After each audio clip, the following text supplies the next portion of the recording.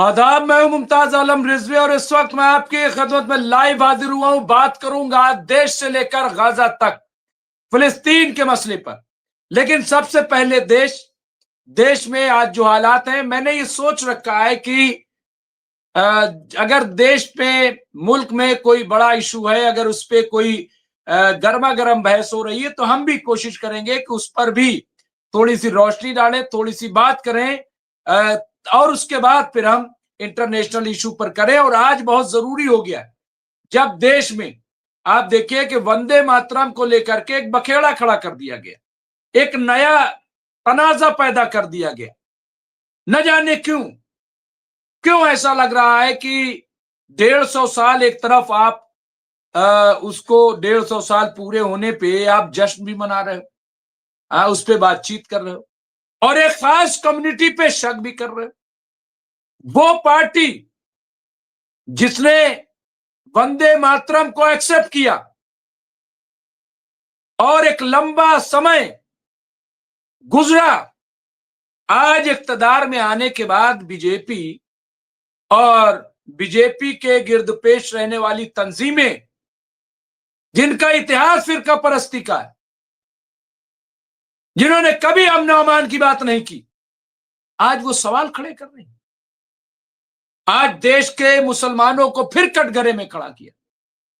भाई कैसे कैसे खड़ा करोगे? कहना क्या चाहते हो? मैं तो हैरान हूं कि आखिर साबित क्या करना चाहते हैं। एक तरफ अखंड भारत की बात कर रहे हैं और दूसरी तरफ देश के 25-30 करोड़ मुसलमानों को कटघरे में खड़ा कर रहे हैं। कहते हैं कि साहब मुसलमान ऐसा कर रहे हैं। अरे भाई, मैं कह रहा हूं कि जिस तरह से मुसलमानों को अलग थलग किया जा रहा है या करने की साजिश की जा रही है, इससे तो पाकिस्तान को खुशी होगी, जनरल मुनीर को खुशी होगी। उन्हें लगेगा ये तो हमारा एजेंडा चल रहा है। भाई, जब देश का मुसलमान कह रहा है कि हमें कोई एतराज नहीं है, बहुत सारे लोग कहते भी हैं, और ये कि साहब आप जब कह लो, भाई आप क्यों जबरदस्ती करोगे? क्या संविधान में कहीं लिखा है?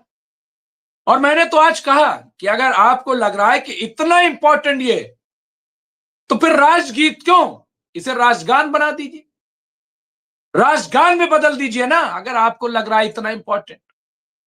फिर एक ये सवाल कि साहब इसमें तरमीम कर दी गई, इसके 2 हिस्से लिए गए, बाकी को सब छोड़ दिया गया, नेहरू ने इसको भी बांट दिया। आप बताइए। अरे भाई, तरमीम तो होती है संविधान देश का, जिससे देश चल रहा है, क्या उसमें अमेंडमेंट नहीं होता? अब तक कितने अमेंडमेंट किए गए देश के संविधान में? 140 के करीब, 45 के करीब अमेंडमेंट देश के संविधान में। 26 जनवरी 1950 से लेकर के अब तक 150 से ज्यादा अमेंडमेंट संविधान में किया गया, सिवाय उसके जो फंडामेंटल्स उनको छोड़ करके। मैंने सवाल किया कि आप बताइए, इतना ज्यादा जोर इस पर क्यों? ये कोई रामायण का हिस्सा है? ये कोई महाभारत का हिस्सा है? ये किसी वेद और पुराण का हिस्सा है? आखिर फिर क्यों इतना फोकस किया जा रहा है? भाई, राष्ट्रगीत है, अच्छी बात है, लोग गाते भी हैं, लेकिन फोकस करना। फिर उसको जंग आजादी, अरे भाई, तो जंग आजादी की लड़ाई किसने लड़ी? सब बोल रहे थे। मैंने कहा चलो बेरोजगारी के खिलाफ आंदोलन शुरू करो, वंदे मातरम से मैं बोलूंगा। ये जो इंडिगो का मसला है, आज लाखों लाख लोग परेशान हैं, शुरू करो इन कॉरपोरेट कंपनियों के खिलाफ आंदोलन, तहरीक। मुमताज आलम रिजवी सबसे पहले आएंगे और वंदे मातरम से उसकी शुरुआत करेंगे। शुरू करो महंगाई के खिलाफ आंदोलन, शुरू करो काला धन के खिलाफ आंदोलन, लाएंगे काला धन, शुरू करो आंदोलन। और मोदी सरकार के खिलाफ भी, जो गलत पॉलिसियां, उनके खिलाफ हम जो है वंदे मातरम से आप शुरू कीजिए, मैं चलने के लिए तैयार हूं। देश को उलझाया जा रहा, मुसलमानों को बार बार कटघरे में खड़ा किया जा रहा, बार बार टारगेट किया जा रहा है। न जाने क्या चाहते, हर बात में शक, मुसलमानों के हर काम में जिहाद नजर आता है। कोई क्राइम हो जाए मुसलमान के, अरे भाई इंसान वो भी है। हर मजहब के लोग जो है वो सारे तो पाक साफ नहीं होते। क्राइम तो सारे, आज अगर एनसीआरबी की रिपोर्ट देख लीजिए तो जितने क्राइम हो रहे, क्या सिर्फ मुस्लिम कर रहे हैं? क्या सिर्फ मुस्लिम क्रिमिनल हैं? नहीं ना। तो फिर उसे जिहाद से क्यों जोड़ दिया? अभी मैं देख रहा था, आप बताइए अभी कौन लोग पकड़े गए? मेरे पास वो मोबाइल नहीं, वरना मैं दिखाता आपको कि सब गैर मुस्लिम जो पाकिस्तान के लिए काम कर रहे थे, अभी दिल्ली पुलिस ने पकड़ा, नाम बताया, पूरी गैंग जिनके पास से असलहे बरामद हुए, पाकिस्तान के लिए जासूसी कर रहे थे, काम कर रहे थे। है? लेकिन कटघरे में मुसलमान। मैं कह रहा हूं कि इबादत और एहतराम में फर्क है। मुसलमान एहतराम करता है सबका, मुसलमान मां का भी एहतराम करता है, मुसलमान बाप का भी एहतराम करता है, एहतराम सरजमीन का भी है, एहतराम हर चीज का है। लेकिन इबादत सिर्फ अल्लाह की है, ये हम समझते हैं। और मैंने तो कहा कि भाई चांद है, जो भूखा है उसको चांद में रोटी नजर आती, जो आशिक है उसको चांद में हुस्न नजर आता है, जो साइंस और टेक्नोलॉजी के लोग हैं, जो स्पेस पे काम करते हैं, उनको चांद में जिंदगी नजर आ रही है, आबो हवा नजर आ रही है, वो उस पे उस हिसाब से काम कर रहे हैं। हमारे लिए ईद का चांद है, आपके लिए पूर्णिमा का चांद है। दिक्कत क्या है? एक चांद, लेकिन लोग अपने अपने तौर पे उसको एक्सेप्ट कर रहे हैं। तो क्या करोगे? उसको बदल दोगे? कल के ये कहोगे कि मुसलमान जो है वो ईद का चांद न देखे? नहीं हो सकता, नहीं हो सकता। कोई मसला ही नहीं है, लेकिन मसला बनाया जा रहा। मैंने अभी देखा, आप देखिए किस तरह की बहसें। मैं इसीलिए मैं आज सोच रहा था कि मैं स्टार्ट ये करूं। और मुसलमान मुसलमान मुसलमान, अरे भाई क्यों ऐसा कर रहे हो? किसके इशारे पर ये चीजें हो रही हैं? आप नेहरू पे इल्जाम दे रहे हो। नेहरू पे आप देखिए यहां पे क्या चल रहा। नेहरू का बोस को पत्र, जिन्ना और मुस्लिम, 1937 के पत्र पर पीएम मोदी के भाषण पर प्रियंका गांधी ने क्या दिया जवाब? ये हेडिंग आज चल रही, यहां देखिए। आज यहां कांग्रेस सांसद प्रियंका गांधी वाड्रा ने आज यानी पीर को प्रधानमंत्री वजीर आजम नरेंद्र मोदी के इस दावे को खारिज कर दिया कि जवाहरलाल नेहरू ने सुभाष चंद्र बोस को चिट्ठी लिखकर कहा था कि वंदे मातरम की शुरुआत मुसलमानों को भड़का सकती है। उन्होंने कहा कि प्रधानमंत्री ने पहले लोकसभा में अपने भाषण के दौरान चिट्ठी से कुछ चुनिंदा बातें कोट की थी। पूर्व प्रधानमंत्री जवाहरलाल नेहरू द्वारा नेताजी सुभाष चंद्र बोस को 1937 में लिखी गई चिट्ठी का हवाला देते हुए प्रियंका गांधी ने कहा कि वंदे मातरम के बाकी छंदों पर तथाकथित नाम नेहाद आपत्ति सांप्रदायिक लोगों ने बनाई थी।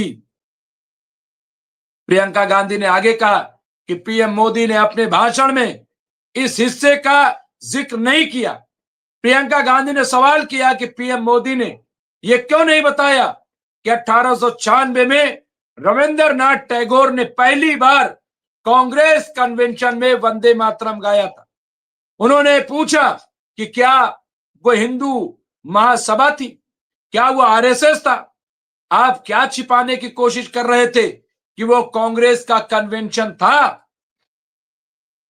गाने की शुरुआत के बारे में बताते हुए प्रियंका गांधी ने कहा, बंकिम चट्टोपाध्याय ने 1875 में इसके पहले 2 छंद लिखे थे। इसके बाद 1882 में आनंद मठ पब्लिश हुआ, जिसमें और छंद शामिल थे। उन्होंने बताया कि वंदे मातरम 1905 में बंगाल के बंटवारे के खिलाफ आंदोलन के दौरान एकता के प्रतीक के तौर पर उभरा, जब रविंद्रनाथ टैगोर जैसे महान स्वतंत्रता सेनानी सड़कों पर उतर कर ये गाने गा रहे थे। उन्होंने कहा, प्रियंका गांधी ने कहा कि 1930 के दशक में, दहाई में बढ़ते सांप्रदायिक बंटवारे के बीच इस गाने का राजनीतिकरण हो गया था। फिर उन्होंने सुभाष चंद्र बोस और जवाहरलाल नेहरू के बीच हुई बातचीत को चुनकर कोट करने के लिए पीएम की आलोचना की। उन्होंने कहा, कोलकाता में 1937 के कांग्रेस कन्वेंशन से पहले बोस ने 17 अक्टूबर को नेहरू को लिखा था कि हम कलकत्ता में बात करेंगे, और अगर आप वर्किंग कमेटी में ये सवाल उठाते हैं तो वहां भी इस पर चर्चा करेंगे। मैंने डॉक्टर टैगोर को लिखा है कि जब आप शांति निकेतन आए तो इस मामले पर आपसे चर्चा होगी। आप देखिए, कल भी इसको फिरका परस्ती के चश्मे से देखा जाने लगा। उनके मुताबिक 20 अक्टूबर को नेहरू के जवाब में पीएम की पढ़ी हुई लाइन से अधिक कुछ था। उन्होंने नेहरू के हवाले से कहा कि इसमें कोई शक नहीं कि वंदे मातरम खिलाफ मौजूदा हंगामा काफी हद तक सांप्रदायिक लोगों द्वारा बनाया गया। हम कुछ भी करें, हम सांप्रदायिक भावनाओं को नहीं भड़का सकते। ये उन्होंने और क्या कहा प्रियंका गांधी ने कहा कि नेहरू से टैगोर की मुलाकात के बाद टैगोर ने लिखा कि वो पहले 2 छंदों को अलग करने का समर्थन करते हैं। उनके गहरे महत्व को देखते हुए और चेतावनी देते हुए कि बाद में जोड़े गए छंदों को कम्युनल के तौर पर गलत समझा जा सकता है।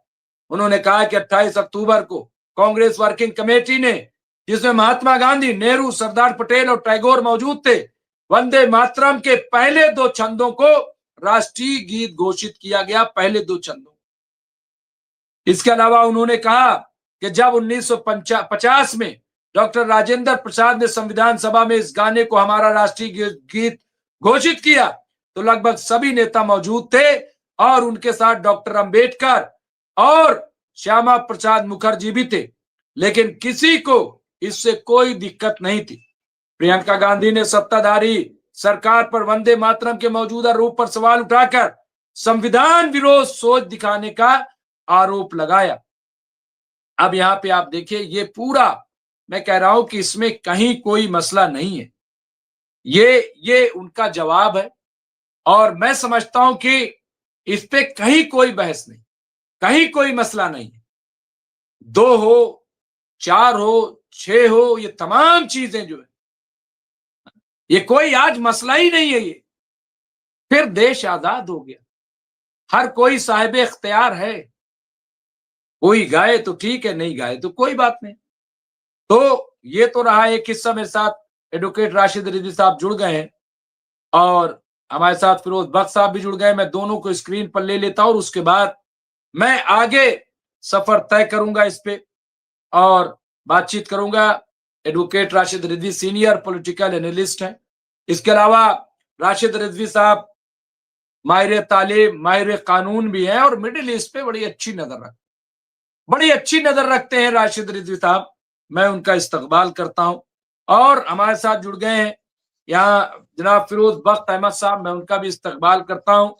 वो भी सीनियर पॉलिटिकल एनालिस्ट हैं, कॉलम निगार हैं और मौलाना आजाद उर्दू यूनिवर्सिटी हैदराबाद के आप चांसलर रहे हैं और मिडिल ईस्ट पे बड़ी अच्छी नजर रखते हैं और बहुत ही सलीके की गुफ्तगू करते हैं। मैं उनका भी इस्तकबाल करता हूं और हमारे साथ जो और साथी जुड़ गए, राजा सिंह राजपूत साहब का इस्तकबाल है। इसके अलावा हमारे साथ जयदीप सिंह बुंदेला साहब आज जुड़ गए, कल नहीं आ पाए किसी वजह से, उनका भी इस्तकबाल है। जितेंद्र जी का इस्तकबाल है। इसके अलावा हमारे साथ जो और साथी यहाँ पे इकबाल साहब जुड़ गए, उनका, अलमदार साहब उनका, तो हसन रिजवी साहब उनका इस्तकबाल है। तो यहाँ पे शुभेंद्र दा जो काठमांडू से, उनका भी इस्तकबाल है। सारे लोगों का, मोहम्मद रईस साहब उनका भी इस्तकबाल है, सारे लोगों का मैं इस्तकबाल करता हूं, खैर मकदम करता हूं। और मैं अभी जो इंटरनेशनल इशू है फिलिस्तीन उस पर भी बात करूंगा, लेकिन मैं एक छोटी छोटी सी राय मैं चाहता हूं, बहुत लंबी इस पे मैं गुफ्तगू नहीं चाहता। फिरोज बख्श साहब भी हैं, नेटवर्क की लग रहा है कुछ प्रॉब्लम हो रही है। राशिद रिज साहब आपका क्लियर नहीं आ रहा है, कुछ नेटवर्क की लग रहा है प्रॉब्लम है। तो जी जी आ गए लग रहा है, जी जी। तो राशिद रिज साहब कुछ फिर से चला गया, कुछ प्रॉब्लम हो रही जी। तो मैं सबसे पहले फिरोज बख्त अहमद साहब कि मैं कह रहा हूं कि क्या आज इसकी कोई बहस की, कोई इस पे चर्चा की, और मैं सब छोड़ दीजिए, ये हर चीज में बार बार मुसलमानों को कटघरे में खड़ा कर देना, देश के किसी भी तरफ से हो, कोई भी इशू उसको बना करके हर चीज में 25-30 करोड़ मुसलमानों को हर रोज कटघरे में खड़ा करना, क्या आपको नहीं लग रहा है कि ये अच्छा नहीं है? हर चीज में आप, ठीक है हो सकता है कि कुछ लोग न कहें, जब अक्सरियत है ऐसे लोगों की जो हर चीज में पेश पेश है, भाई उसका सबसे बड़ी मिसाल जो मुस्लिम राष्ट्रीय मंच है, वहां पे लोग सब कह रहे हैं। इसके अलावा जो बीजेपी में अकलियती मोर्चा है उसमें सारे लोग हैं सब, भाई कौन एतराज कर रहा है?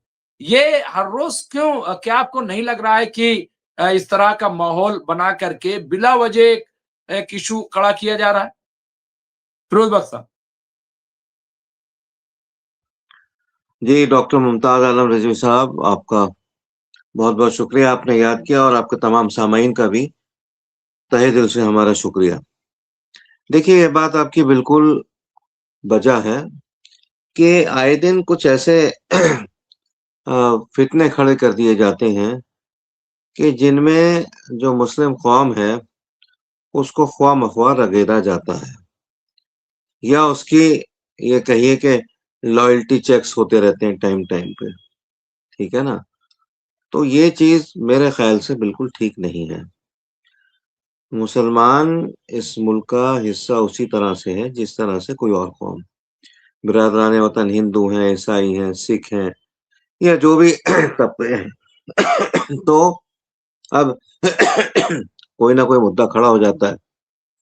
अब आजकल जो मुद्दा खड़ा कर दिया गया है वो है वंदे मातरम।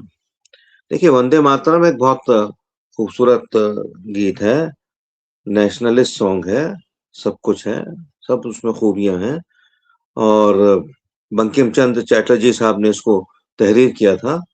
और इसके बारे में एक चीज मैं और बताता चलूं, ये चूंकि मामला गर्म है आजकल, इसमें 1952 के अंदर जहां आजकल प्राइम मिनिस्टर्स म्यूजियम बना है, यानी जहां पंडित जवाहरलाल नेहरू का घर था, तीन मूर्ति, वहां पे एक फंक्शन हुआ था। उसमें वंदे मातरम की मौलाना अबुल कलाम आजाद, अल्लाह बख्शे, उन्होंने इसकी तारीफ की थी। बात खत्म हो गई, ठीक है। अब अगर आप ये कहें कि वंदे मातरम कहो तो हिंदुस्तान में रहोगे, वरना आप ट्रेटर हो, आप गद्दार हो, ये चीज समझ में नहीं आती। देखिए, मुसलमान के लिए मैं गारंटी से एक बात कह सकता हूँ कि मुसलमान हमेशा इस बात में यकीन रखता है, हुब्बुल वतनी निस्फुल ईमान। यानी उसका आधा ईमान ही वतन से मोहब्बत करना, और वतन से प्यार करना, और उससे वफादारी निभाना, जो कि मुसलमान हमेशा से करता चला है। बॉर्डर पे चाहे वो अब्दुल हमीद हो, ब्रिगेडियर अब्दुल हमीद हो, या नहीं, लांस नायक अब्दुल हमीद हो, या ब्रिगेडियर मोहम्मद उस्मान हो, या मतलब हिंदुस्तान में कमी नहीं है मुस्लिम फौजियों की। हर जगह आपको मुसलमान मिल जाएगा जो कि सही मानों में वतन का चाहने वाला, उस पर मर मिटने वाला है। उस पे देखिए, ये चीज ठीक नहीं है। कई मर्तबा ये भी हुआ कि मर्यादा पुरुषोत्तम राम को भी रगेदा गया इस डिबेट के अंदर। कहा गया तो जय श्री राम बोलो। जय श्री राम बहुत मुकद्दस नाम है, उसको इस तरीके से जो है नहीं रगेदना चाहिए। हर मजहब के अपने एक ये समझिए कि एक कायदे कवानीन होते हैं, उसकी डेडलाइंस होती हैं, और उसकी हदूद होती हैं।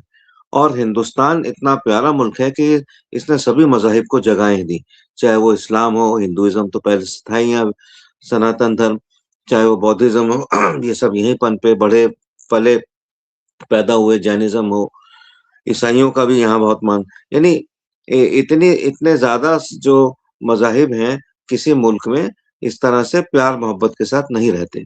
जब प्यार मोहब्बत के साथ हिंदू, मुस्लिम, सिख, ईसाई और यहाँ तक कि ज्यूज भी रहते चले आए हैं, तो भाई इस तरह की बातें करने से जो है फर्क पैदा होते हैं। इन चीजों में कुछ नहीं रखा है, ठीक है।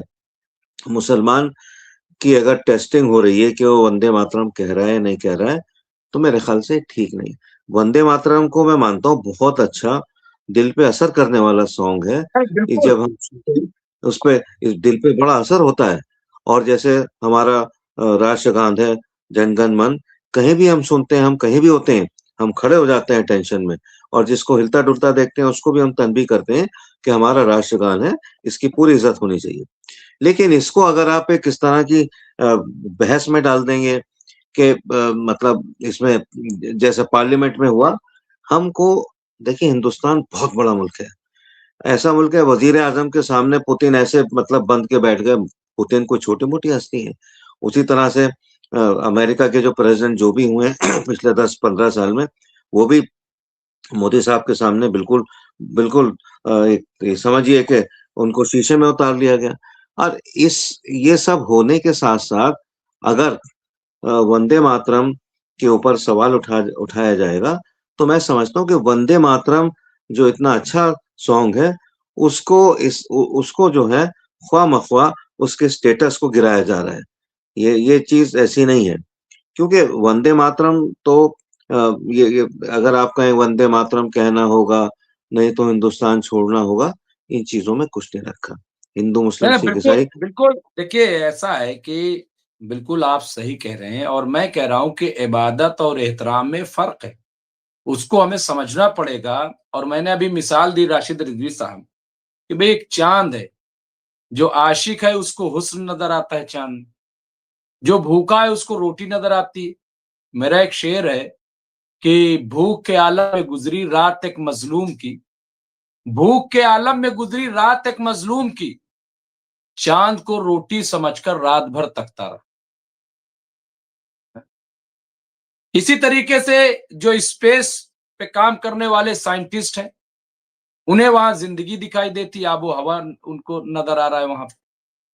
तो हर किसी को, कोई जो है ईद का चांद देखता है उसमें, और कोई जो है पूर्णिमा का चांद देखता है। तो भाई ये अलग अलग, आप तो सब काबिले एहतराम है, मैं कह रहा हूं। तो राशिद रिजवी साहब, आपको क्या लग रहा है कि आज की तारीख में इस पे बहस करना, क्या नहीं लग रहा है कि बिला वजह जो असल इश्यूज हैं उससे जहन भटकाना है? या चलिए वो भी छोड़ दीजिए, लेकिन क्या हर रोज हर बात पे 25-30 करोड़ मुसलमानों को कटघरे में खड़े करना, क्या ये देश के हक में है? क्या ये मुल्क के हक में है? क्या हर रोज अग्नि परीक्षा, हर रोज अग्नि परीक्षा? असल में मुमताज भाई, जो लोग सफाई दे रहे हैं ना अपनी, वो हमारी नजर में बेवकूफ है। मेरा सीधा सीधा एक ही इशारा है कि आपको अगर वफादारी देखना है, इंडिया गेट दिल्ली पहुंच जाइए, नाम सब गुदे हुए हैं, नाम पढ़ लीजिए। कोई भी एक मुसलमान का नाम बताइए जिसको अंग्रेजों ने पेंशन दी हो। कोई भी एक मुसलमान का नाम बताइए जिसका नाम माफीनामा जिसके नाम से गया हो। बात अगर शुरू होगी तो बहुत पहले से शुरू होगी, और जाएगी तो बहुत आखिर तक जाएगी। लेकिन ये सब चीजें हमारे नजर में कोई अकलमंदी की चीज नहीं है, और मुद्दा वही उठा रहा है जिसको उसका फायदा है। वरना तो लोग सवाल नहीं करेंगे कि ये कांग्रेस 2014 में गई थी तो डॉलर 58 में था, तो 11 मतलब 70 सालों में 58 आ गया, एक डॉलर का 58 रुपया हो गया 70 सालों में। और सिर्फ 11 सालों में 90 कैसे पहुंच गया?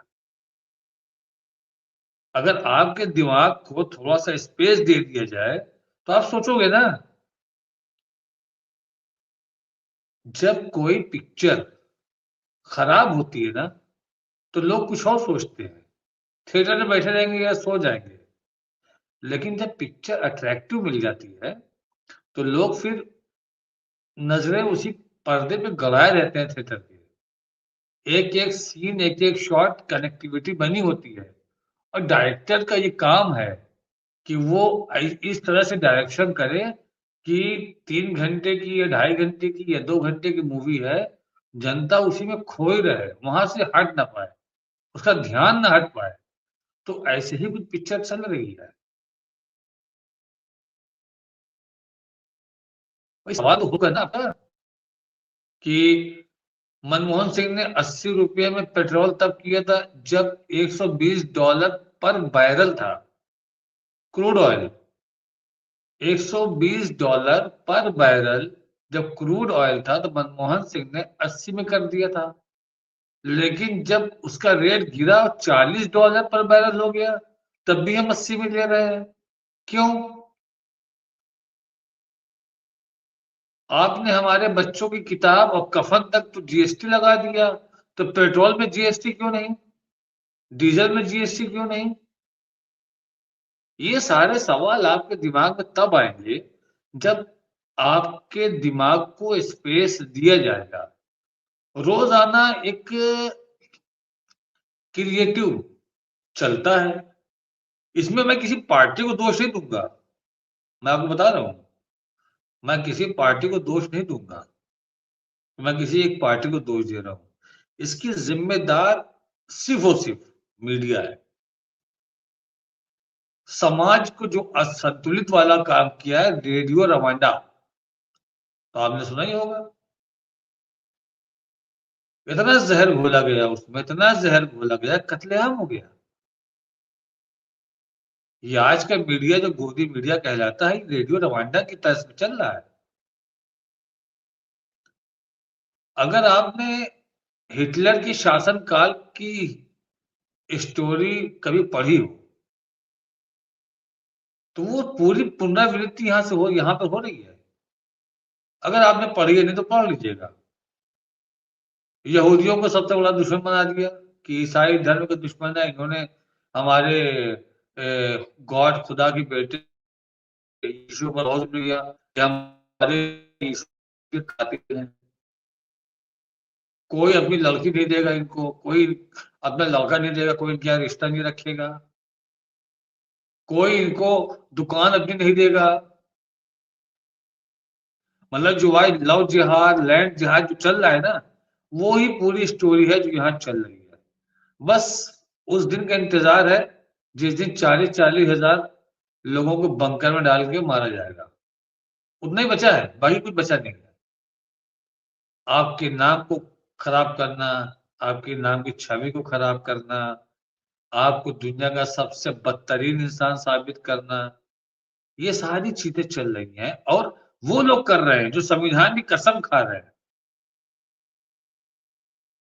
जो लोग संविधान की कसम खाने के बाद असंवैधानिक काम कर रहे हैं, अगर हम उनके मैटर पर कोर्ट जाते हैं तो कोर्ट से क्या मिलेगा हमको? जो कोर्ट पर न्याय और अन्याय करने वाले बैठे हुए हैं कि हाँ ये अन्याय है, वो खुद ही बोल रहे बिल्कुल हैं। यही लैंग्वेज बिल्कुल सही कह रहे हैं। तो जो बिल्कुल उनके बिल्कुल ऊपर नहीं देती। मतलब ये मर्यादित लैंग्वेज नहीं है। एक न्यायाधीश होता है और उस न्यायाधीश से लोग बहुत उम्मीद करते हैं।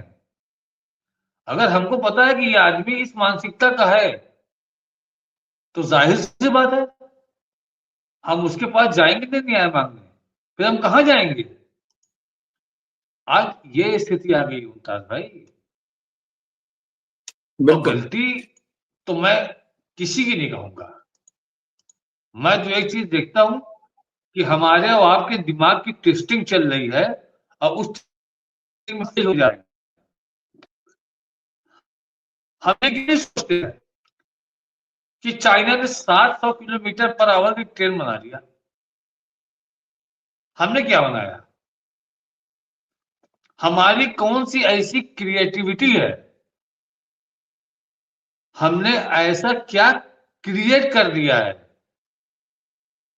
जो चाइना में जाके बिक रहा हो, जो अमेरिका में जाके बिक रहा हो, जो रशिया में जाके बिक रहा हो, जिसने पूरी दुनिया की मार्केट को हमने मजबूर कर दिया हो कि मेरे बगैर वहां की मार्केट चल नहीं पाएगी। हमने ऐसे क्या बना दिए? हमने कितने साइंटिस्ट ऐसे बना दिए, कितनी खोज अभी ऐसी कर दी। कौन सा ऐसा डॉक्टर मेरे पास है जो वर्ल्ड के टॉप 10 डॉक्टर में हो?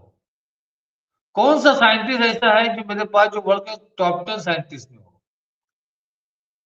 मैंने बचपन में देखा है मुमताज साहब, इलाहाबाद यूनिवर्सिटी की वो हालत थी कि विदेशों से लोग पढ़ने आते थे, और आज ये हालत हो गई है कि हमारे लोग विदेश पढ़ने जा रहे हैं।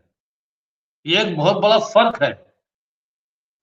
हमारे जो यूनिवर्सिटीज रिजल्ट दे रहे हैं उनके ऊपर इल्जाम लगाए जा रहे हैं, उनको टारगेट किया जा रहा है। चलिए मान लीजिए मुल्लों ने गद्दारी की, सामने लेके आओ। गद्दारी की जो सामने लेके आओ, एग्जांपल दो। मैं बताता हूं आपको कितने गद्दार हैं, पाकिस्तान के कितने एजेंट हैं। मैं तो 50 नाम गिना दूंगा अभी।